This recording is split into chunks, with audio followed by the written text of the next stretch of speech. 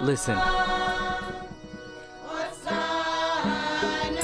This is Crioulo, a language invented here by African slaves that were shipped to America 500 years ago. A language bound by the Portuguese colonizers and the Catholic Church. Up until 30 years ago, it was considered the tongue of the devil. All people here speak better Creole than Portuguese. That's why the service is in Creole, in order to touch our hearts, in order to touch our minds. Today, it's still not recognized as an official language. Despite it being widely spoken in the country, Portuguese continues to be the country's official language. We need to speak Portuguese because we're a member of the community of Portuguese language. Portuguese is also part of our identity.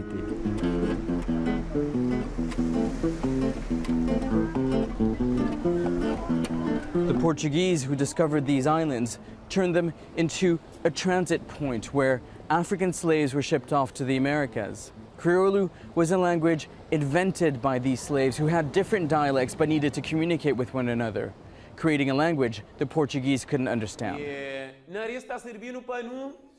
In a push to get it recognized, some schools are teaching in Crioulo instead of Portuguese.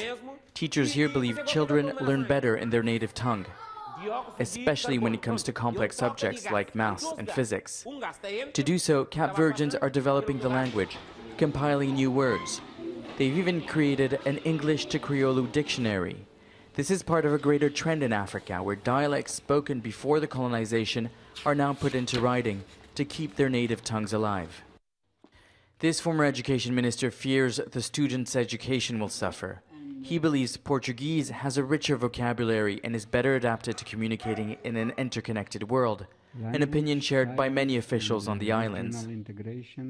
It would be a mistake to choose between the two languages. One is specially for oral communication, another one is specially for written communication. There are words in Crioulo that exist in no other languages, like saudade, meaning the feeling between missing and longing, a word invented here by displaced African slaves. Crioulo continues to be a language of defiance, unlikely to disappear anytime soon.